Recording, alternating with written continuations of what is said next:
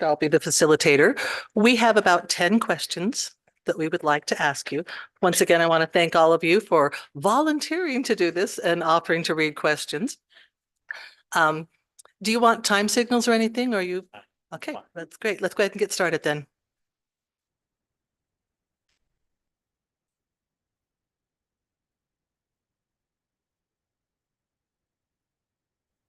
All right. How would you describe your leadership style and how do you motivate staff to achieve goals? Sure, definitely. And just before I jump into that, it's really nice to meet all of you and thank you for the time and the commitment to this process. It's a lengthy process today, so I know you're dedicating some of your valuable time. So thank you. So my leadership style is very collaborative and supportive. You're going to see me. I'm very visible. I want to provide the best for all of our instruction, all the way through, all the way to. Sorry, my economy of words is just about running out. This is the third official interview today. Just to tell you, I'm going to be very supportive and very collaborative, and I still like to be involved with teacher evaluations for this reason. I'll tell you why. Because I like to still be part of the process. I maintain my principal license, and I like to do observations and walkthroughs so I can stay current with what's happening in the classroom, so I can stay current with the curriculum, stay current with the assessments, the interventions, and I can stay current. So when a parent comes and asks me, do you know what's going on? And well, I actually do. I'm in some of those classes. I'm not official capacity. I also walk through all the classrooms as well. But also I like to model for the instructional leaders in the building what I expect and how to lead a school. So I like to do a little bit of modeling for them as well. And then on top of that, it helps just a little bit with the workload. As you can imagine, the observations and everything is a time consuming process. So I'll take some of that on myself, just enough to stay current with the practice. You will see me quite often. I'm very visible and very supportive, but I will not get in your way. I have a philosophy of you hire the best and you get out of the way. And if you're the best and you're already working in this facility and the buildings, I will be just checking in, saying hello. I'll check in with your principals. And at any time you have concerns or anything, I have an open door policy. I like to hear from educators all day, any day. Obviously, if it's a major concern and it's something within your building, let's try and work with the leadership in that building first before you bring it directly to my desk. But a lot of times it's big visionary stuff that you have. It's maybe big picture stuff for the whole district. I'd love to hear about it.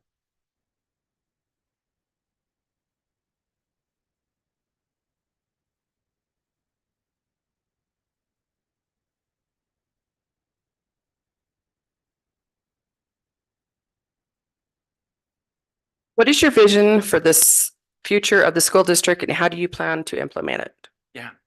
So from what I can tell already in the short amount of time I've been here and everything I've read online about this school district, you have amazing systems in place, an amazing staff, great students, good facilities, a strong community, right? Those are key pillars that you look for as a superintendent. Do you have these things in place? And you do. You have some great systems in place, great structure in place. And so what I need to do as your new superintendent is to make sure I do not damage anything. Don't come in and do any drastic changes. Make sure I understand the foundation of great work that's here right now. And then I want to look forward to how we can build upon it. How can we improve upon it? There's just a couple of small areas that I can see right off the top that maybe we can make some incremental gains on. Obviously, performance of our students, our academic outcomes of our students.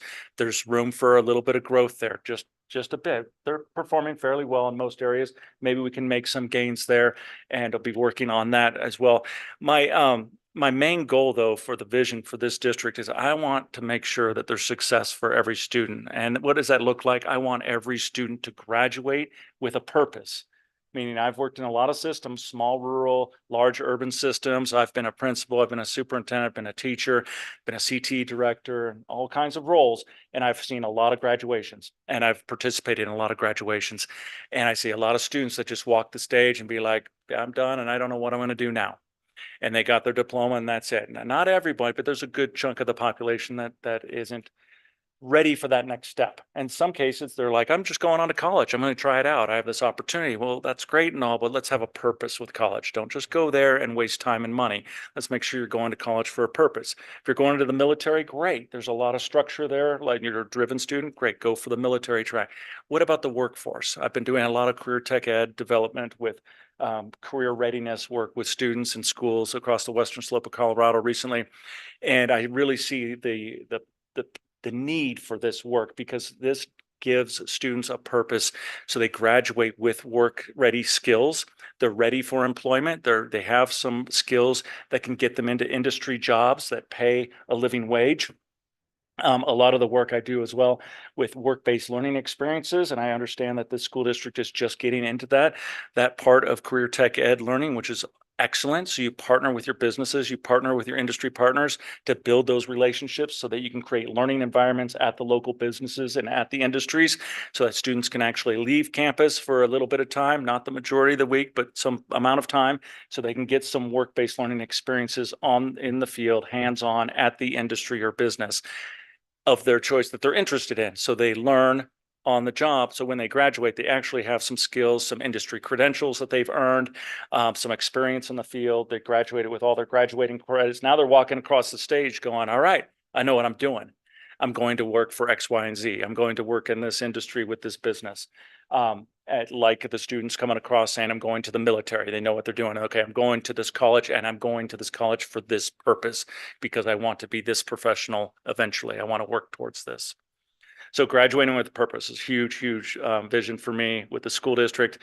I want this school district to be a stellar example in the state of Wyoming. I think we have a lot of great things here from what I've seen already.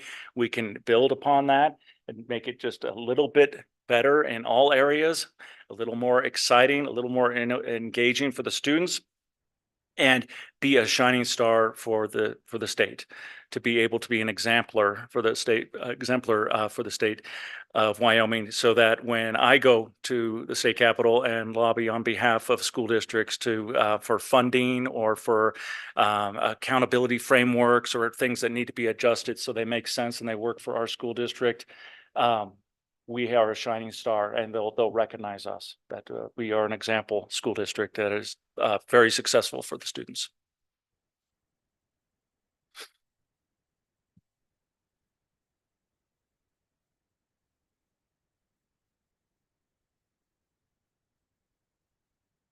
Can you share a specific example of a successful initiative you implemented in a previous district to improve student outcomes? I have several of them, so I'm just going to fire off a few quick ones. My very first principal assignment was in 2006, and that school year, 6, 7, 8, 9, on the Navajo Nation, in Arizona public school, the Navajo Nation. I was hired and charged with this school's in turnaround. You need to fix this. If you don't fix, you have 1 year.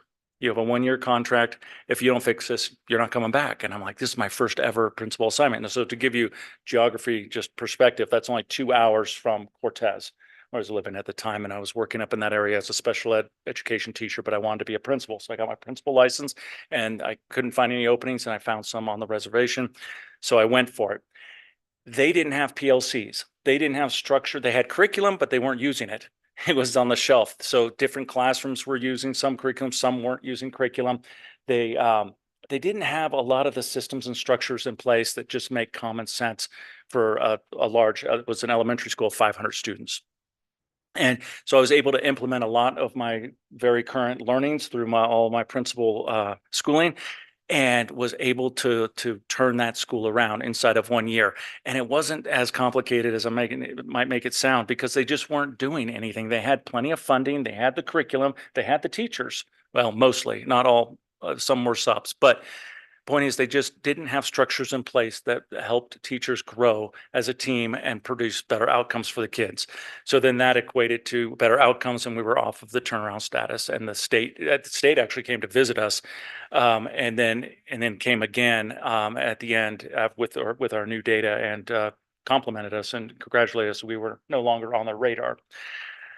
More recently, though, I've created 2 departments within the Colorado River BOCES. One is called EPIC, Educational Pathways to Innovative Careers.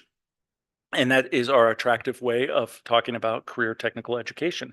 What we found is when we were supporting schools all over the Western Slope and in our BOCES region, that every school had a different idea of what CTE meant.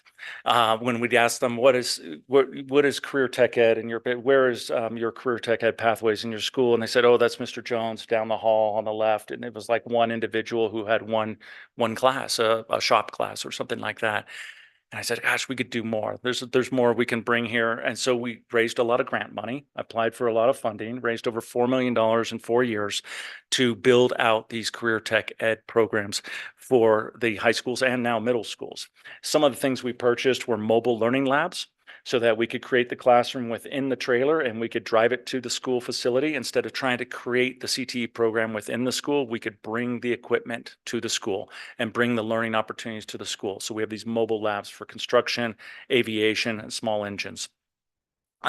The other big department that I started up just a handful of years ago was a statewide project called CC Live. So if you go to cclive.org, you can read all about us. We've got a great website for there because it is all about live streaming synchronous instruction into rural classrooms. We hire the teachers, we train the teachers, we provide the tech setup at the local schools, and then we live stream instruction all day long where they can't find teachers. They don't even have anybody to hire. It's not, they would rather, and I agree with them, we want the live teacher in the classroom first priority, but it's May and you're going into the summer and you've had a sub on and off all year. You just can't get a solid teacher for math.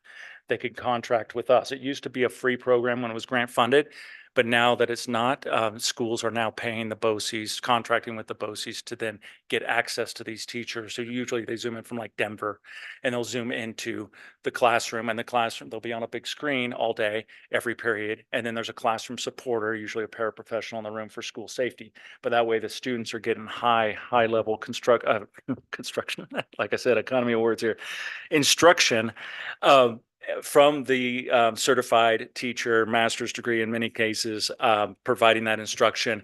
The teacher is well equipped for online delivery like that, but it's live. It's not online like asynchronous programs you might be familiar with, where it's kind of like you sit down and you work through modules, you take an assessment. This is different. It's live. The students come in and they're talking with their teacher right there. There's an owl in the room, so anybody talking picks up the camera and the conversation for the teacher and everyone on the screens. Everyone has a laptop. And the kids are so engaged, super engaged, and our data is blowing it out of the water. Double digit above any other traditional classrooms in the schools where we're implementing this program. It costs a little more, and it's not the answer. It's one answer. When you can't find teachers to hire, they can reach out to us and we can at least provide high quality live instruction for those kids. So that's super, super fun. Two super fun programs that we started up from scratch over the last 4 years.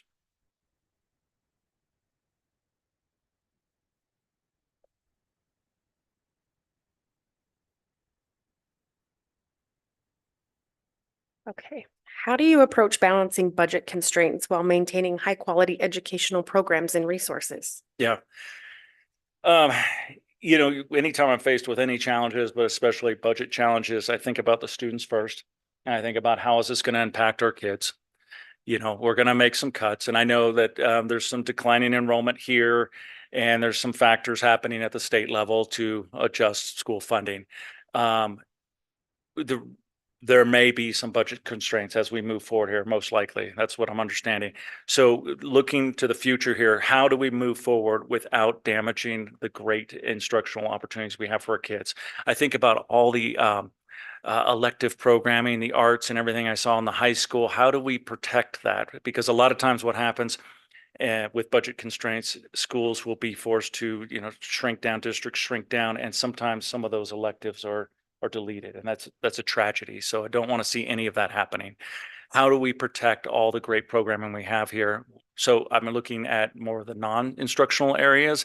Maybe there's some places there we can cut back to save some dollars if possible, and maybe push a little bit more into the instructional side if you need to, as the budget constraints get tighter across the district, because the last thing I want to do is do any damage to the high quality education that we have for our students in all of these schools.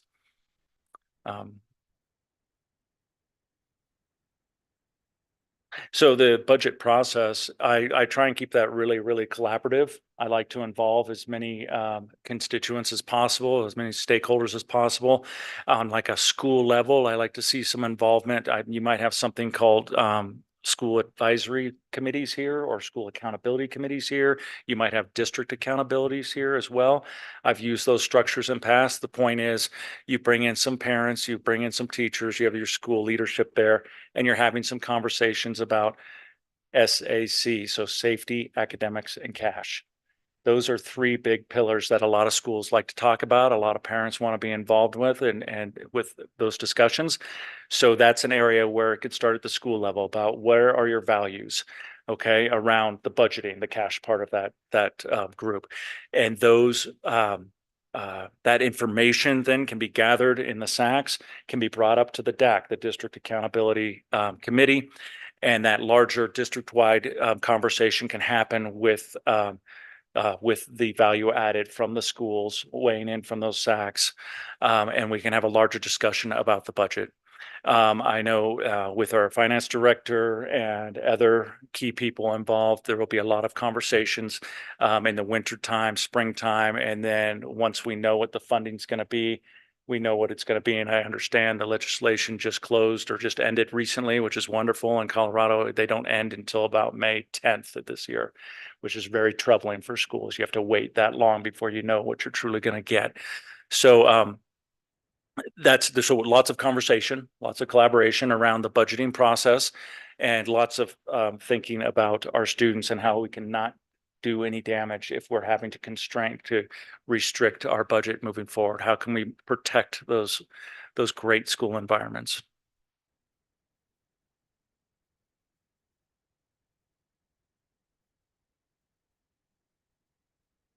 How do you ensure an alignment between curriculum development, assessment practices, and instructional strategies to maximize student learning? So I understand. I listened to most of the board meeting that just happened. I think it was last month, and you've adopted Houghton Mifflin curriculum for literacy and math, K through 8, and 5-year commitment. That's wonderful. So you've got a foundation of curriculum tools ready to go on interventions and professional development. So that will help with a lot of the alignment concerns. Um, practices. So then you bring in some new curriculum. You provide a lot of professional development to support that curriculum. Make sure everybody's well trained on it. They have the documents they need. They have all the software needed, and then you start to implement it. And as you're implementing it as an instructional leader, I'm walking in and out of buildings. I'm checking for things. Our objectives on the wall, or the manipulatives being used. Those types of things. If that's part of this new curriculum.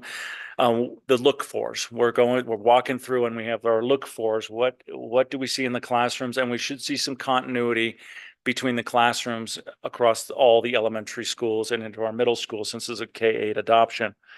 That said, I want to maximize student learning, and I know a lot of that happens through creativity of great teachers.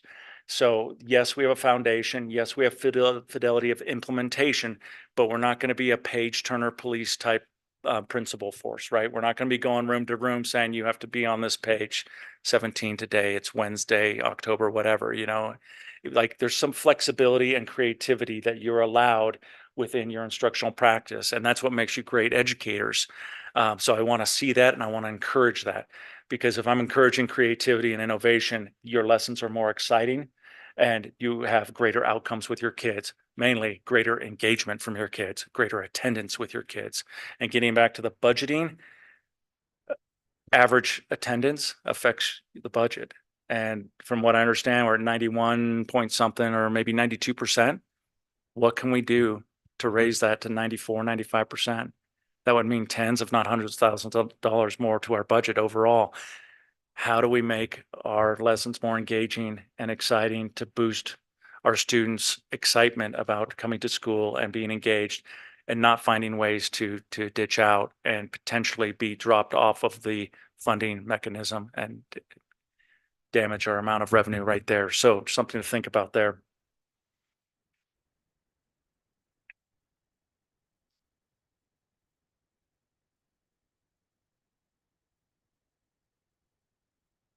How would you engage parents and the community to build strong partnerships, support for school or for district initiatives, and promote public education? Mhm.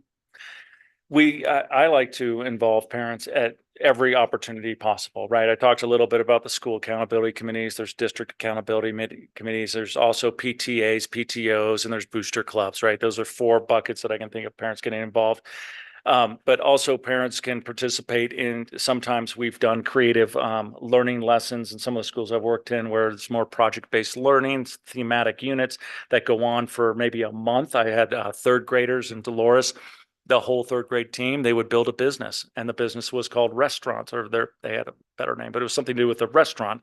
And they learned their literacy and math, and they built this whole business. And then a local restaurant turned over the restaurant to them for 2 days, and we had over 1,000 parents in our community participate and eat at the restaurant that the 3rd graders were running, from the host to the waiting the tables to the dishes to the cooking, everything, and the whole business plan, the menus, the advertisements that went out, everything. So that was just an example of being very creative at a 3rd grade level, stepping a little bit outside of the box of the structure of the curriculum, but allowing for some creative freedom where it can engage the community in a huge high level, and community loved it. Community, anything we can do to encourage community. They obviously come out for a lot of our athletic programs. I'm assuming they do here. And so that's one way that they get engaged. Anytime we can make any connections with their businesses and with our schools, our students that are in the high school that are looking for work-based learning experiences, maybe there's opportunities to partner with parents who own businesses and have some industries in the valley that would be interested in some internships. I've had superintendent councils as well, just superintendent advisory councils. A lot of times that's students that participate in that, but I could have parents as well to engage parents there. I have an open door policy that if parents really want to talk with me about something, they're welcome to come talk to me. Now, if they want to complain about a coach not playing their student enough at the basketball game last night, I'm going to ask them to please start with the coach. Please have that conversation with the coach. And if it doesn't work there, then go to the AD and then the principal, and then bring it to me. If you've worked through the whole chain of command and you're just not getting the results you want, you feel like something unjust is happening, then sure, I do want to hear about it. But let's make sure you've talked to the professionals along the way who could make an immediate impact on solving your concerns. A lot of times parents are involved with our board. They are parents who run for election, get elected, and now they're board members. I like to actually grow board members in a school district, and this sounds kind of funny, but sometimes our parents who are involved in the school advisory committees or on the district accountability committees, they're very motivated parents that want to work on the structures of budgeting or school safety and things. They want to do more than just a fundraiser for the booster club, for something, for football or whatever. They want to do more of the nuts and bolts of education. They want to be more of a participant in that. So a lot of times I'll talk with parents who are in these types of committees who have that kind of inkling towards maybe you want to become a board member someday. Do you know there's an opportunity coming up? Maybe you'd like to get some signatures, get your name on the ballot, and you could participate at even a higher level here on school operations and school district leadership. So there's many ways to get parents involved, for sure.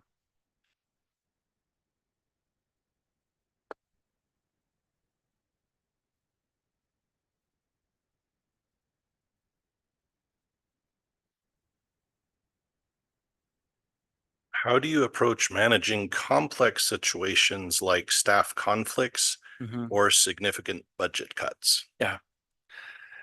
I've had a lot of conversations with staff conflicts over the years, and a lot of times what I'll do is if they're not able to work it out themselves, obviously as 2 professionals on the staff, and it's not a healthy interaction, then I have been in those situations where I've asked them to please tell me about your concerns, and either they can write it down or I'll write it down for them. I want to hear about the concerns from both sides. And then I'd like to get them together and actually mediate through the concerns. I've participated in that role in the past. So I have some experience with that. And I'd like to pull them together to the middle to a common focus. And usually it's around our kids. Usually there's a disagreement between staff, and it sometimes is an adult level concern, and it's not about kids, but it's about adult issues. And maybe we can come to some resolution and some agreement and some understanding, and let's come to some common ground around why we're here and we're focusing on our kids. So what can we do to remedy this conflict? Is there a way we can agree to disagree, agree to a contract between the two, so that we can function as professionals without doing any damage to the instructional outcomes for our kids or our learning environments for our kids? That said, I have done a transfer of a individual before when it was just too toxic for a building and they were really dragging everybody down around them. And we tried to turn them around and they just couldn't. They just were just too negative. So we transferred them to another building and tried somewhere else. Sometimes, you have some of your staff might just be so frustrated and unable to get along with a certain staff in a school, but there might be an opportunity for them to work well in another place or even maybe in a non-instructional role. Sometimes there's other positions within your district that open up or are opening up that might be a better fit for them. So I've done some of that help with those situations as well. I think there was another part of this when there's significant budget cuts. Yeah.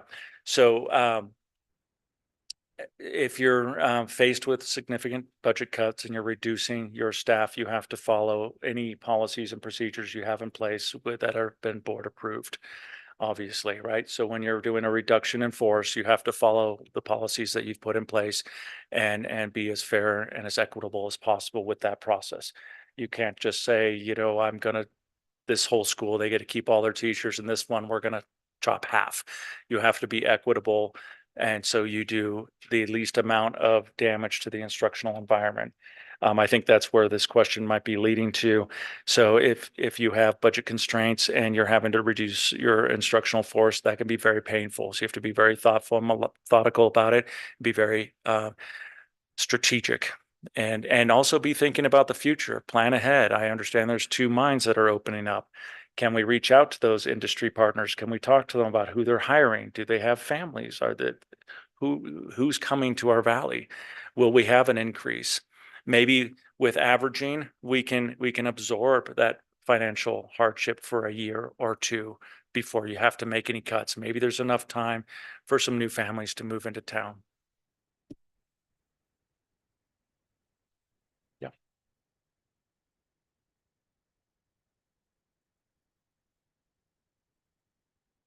Describe a challenging situation you faced in a previous role and how you successfully navigated it to achieve a position of outcome Yeah. or positive outcome.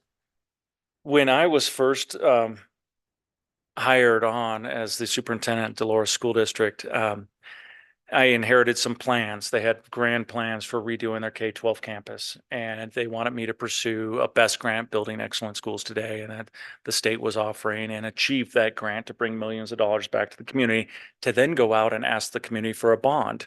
And that's how we fund school projects in Colorado. And so I did all that. That was fine. And that was hard and challenging. And we got all those dollars and all the community, everybody was on board. And we were going off these original plans that architects had drawn up for the district before I arrived. And now it was time to take these plans and put them out on with requests for proposals, RFPs.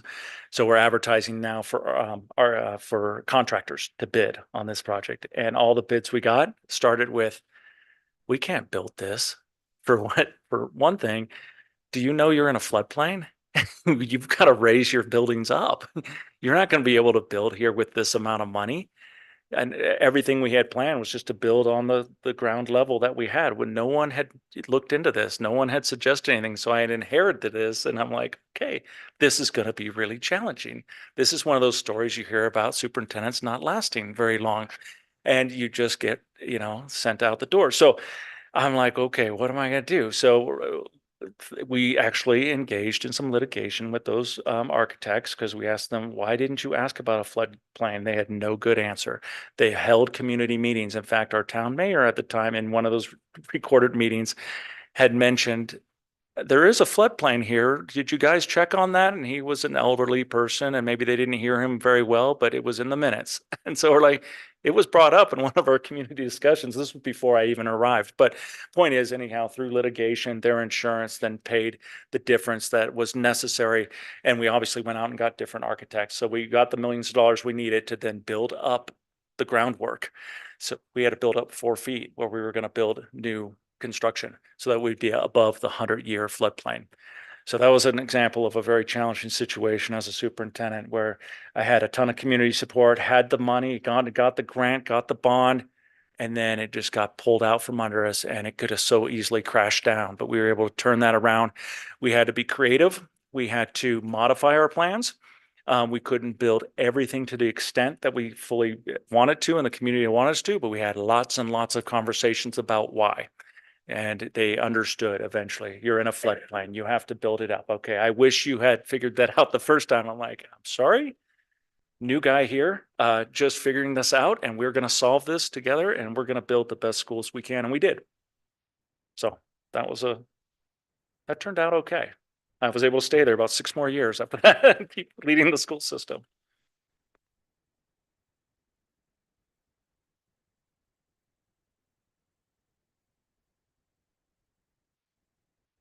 How do you stay informed about emerging educational trends and incorporate them into district practices? Yeah. So currently, and forever, I've been a member of CASE in Colorado Association of School Executives, and I'm assuming there's some kind of membership like that for school executives in Wyoming. That's a good place to start. So you pay for that membership, and so you can get the emails, you can get the professional development opportunities, you can stay abreast to what is current in the state as it relates to school executives and how. And a lot of times it's funding. A lot of times it's new legislation that's going to affect maybe school and district frameworks around the assessments. But a lot of times it's about money, or maybe it's some rule around busing. And a while back, there was a bill pitched for seatbelts in all the buses in Colorado. And we just said, oh, wait. I mean, that sounds safe and everything, but that's going to be super expensive. And we thought this through. And actually, that legislator actually wound up dropping that bill.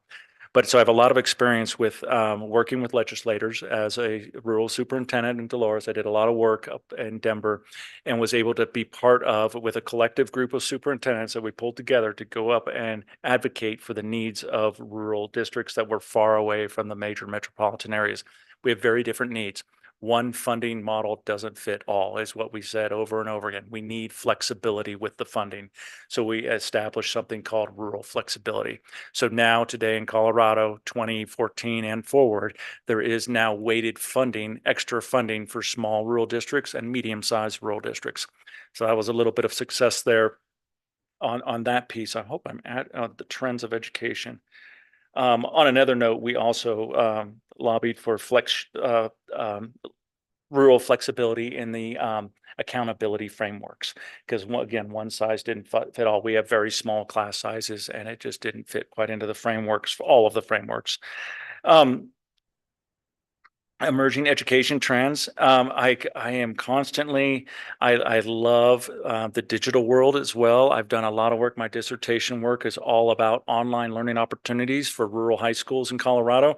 Did that all in 2010 to 2014, and I continued to keep working and learning all about online opportunities even today. And the last 3 years building out CC Live and live streaming teachers into classrooms.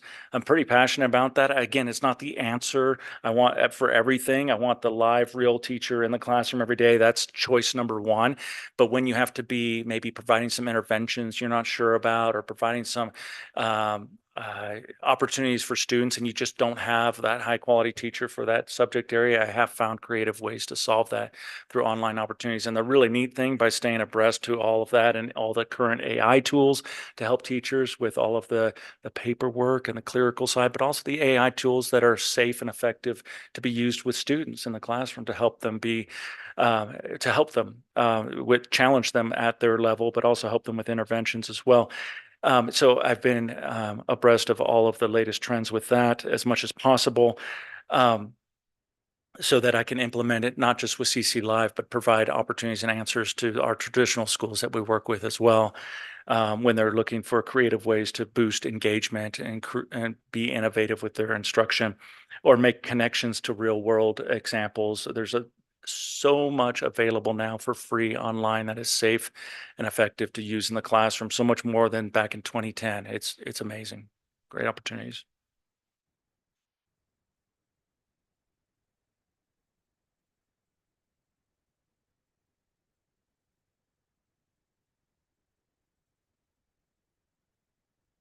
What are your initial observations about the unique challenges and opportunities facing this particular school district? You know, on a high level, I'm very excited about this opportunity because I see a lot of great things in place. I already mentioned this in the beginning. You have some outstanding schools, outstanding students, outstanding staff, a great, strong community supporting your schools. Wonderful. All of that is good. Those are good pillars you want to have in place. You have a lot of structures too with your strategic plan that you have online. That's fairly new, from what I understand. But there's great opportunities, and it's written into the plan. But I can also see it in the school buildings and with your staffing models. You care about the mental wellness and the social emotional wellness of all your students, the health of all your students, which is very, very important as well as the academics. But you can't have one without the other. You got to make sure your students are well taken care of. So I'm excited to hear you have a good, healthy amount of counselors. You even have social workers in your school district, which is outstanding. I think there are some challenges with declining enrollment. I think there are going to be some challenges with the state adjusting their finance matrix. And so there is going to be some budgetary constraints as we move forward. I can see that happening. I can also see, though, that it's not looking as much of a cliffhanger as I've seen in some situations. This is a gentle slope, and hopefully we can reverse it. But even with a gentle slope, we can be thoughtful and strategic if we have to cut back on any staff anywhere. Thinking about challenges that this district might be facing. You know, I don't know how much you face it here. I haven't asked a lot of questions around this, but I would imagine, because this is a trend across the nation, that it's very challenging to attract and retain high quality teachers. So how do we retain all the great teachers that are in the room? And I imagine many of you have invested many of your years providing outstanding education for the kids in these schools here. So how do we retain you? And then eventually you retire and there's attrition, right? Or things happen, people move, the spouse gets a job in another state, another town, whatever. And so you lose a teacher. It happens. So how do we attract? So what are we doing to attract beyond just the recruitment fairs, beyond reaching out to the higher ed institutes? Are there things that we can do within the district that make this such an attractive place to work that people want to come here? I know housing can be a concern. I've seen some districts provide housing for teachers. I'm not saying we need to do that here, but if that is something we need to look at, I have some experience with that as well. Providing opportunities for teachers to do even more if they wanted to, and more opportunities that come with stipends, you know, beyond just coaching. Maybe there's opportunities to lead professional developments. Maybe there's opportunities to lead as an instructional leader, to be that mentor teacher for other groups of teachers. And maybe there's some stipend weights that come with that support your overall income and make it a more desirable place to stay and continue to work, and also honor the strengths that you have as a high caliber teacher. All of these are possibilities I've worked with. I think, you know, what a big part. So I've handed out this 90-day entry plan. Last week when I got the call, I was really excited. I'm like, awesome. Now let me think about how I'm going to enter into Sweetwater. What am I going to do? So I looked at your calendar, I looked at my calendar, and immediately I thought, before my 90 days officially starts, I bet there's some days this spring I could come up here and observe and see and talk with people, get to know, build some relationships, understand what the challenges are in your district, spend some quality time here this spring to engage with community as well, to hear from the community about their concerns and their hopes and dreams, and hear from all of you as well. That's a lot of springtime work, building relationships, understanding the foundations that you have in place here, a deep dive into a lot of your resources that you have, your curriculum, your budgets, your safety procedures, your nutrition department, transportation routes, everything, just to fully understand the foundation of all the matrix that you have in place here so that I have a great understanding when the school year starts. So, because if I wait till July, I think it's going to be a little too rushed. There's also opportunities. You have some community events in the month of August here. I'd like to participate and be, obviously I would be on contract then, but I want to participate and be available as much as possible for many of those. I'd like to be available and participate in, when teachers come back and we have our in-services or professional development, want to participate in that. And I want to be there that every day during the first weeks of school as students are coming to school. I want to participate with that as much and be as visible as possible.